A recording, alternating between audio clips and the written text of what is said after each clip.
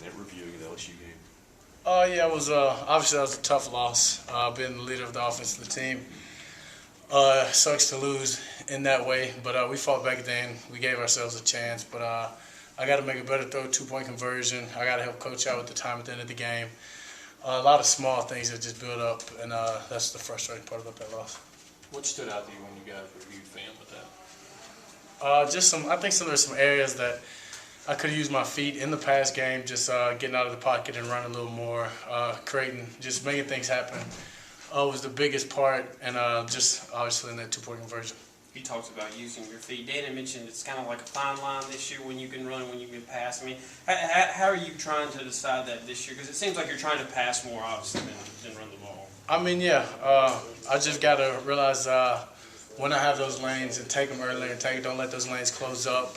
But know the defense that's behind it. Know when it's important to go and run and get those yards versus just going through the progression all the way. Does it also show that you've got maturing as a quarterback? You mentioned last week you're trying to go through your progressions more, and it's obviously taking away from your win. Is it just you maturing as a quarterback?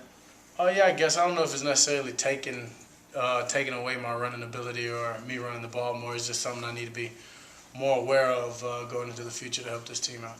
How did the protection change in the second half? It seemed like it was a little better. I mean, yeah, they just I think the guys just kind of stepped up and just manned up a little bit and made some better blocks. But, I mean, we didn't change anything in the protection scheme or in that standpoint. The guys just did better jobs winning their one-on-one block. Kind of looking ahead to this week, how excited are you to kind of maybe hopefully get to see some of those backups behind you, get a chance to take, Nick and Elijah get some reps in a live game? Oh, yeah, I mean, it's exciting. We're not taking them lightly. Don't take any opponent lightly. But it's a game we should win, and so I'm excited if they get the chance what they'll do and how they'll play in front of the crowd. Coach Mullen mentioned on Monday about Duranier being doubled on the single receiver side. You moved him around and kind of opened some things up. What were you seeing from LSU once you made that adjustment?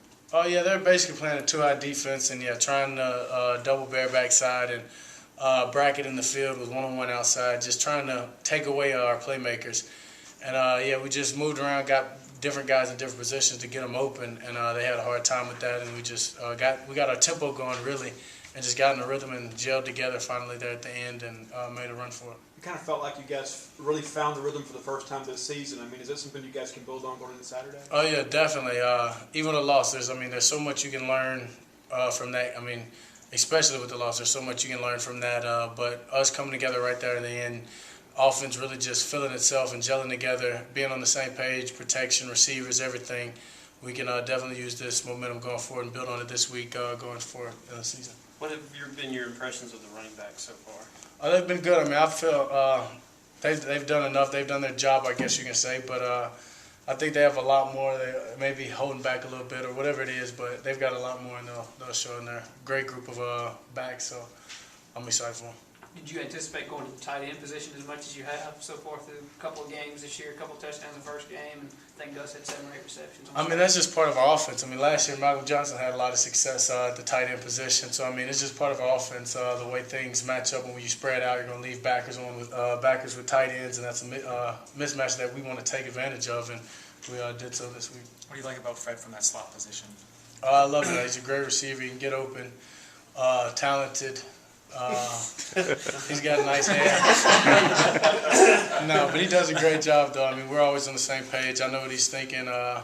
He knows what I'm thinking on how to get open, how to beat the guy. And as long as we're on the same page, it's going to be hard to stop. Have you talked about any trash talk to your brother this week, his former team you're playing? No, there's no trash talk there. It's all laughable. I mean, he's excited. I'm getting to play his old team. I'm excited. Actually, I had my backup quarterback in high school was one of their quarterbacks, so maybe he'll get some time, and that'll be cool. What's your memories of going to your brother's games and on those sidelines watching them play? Yeah, there was a lot of Saturdays spent over there in Turbine Stadium or on the road through the Southland Conference or whatever it is.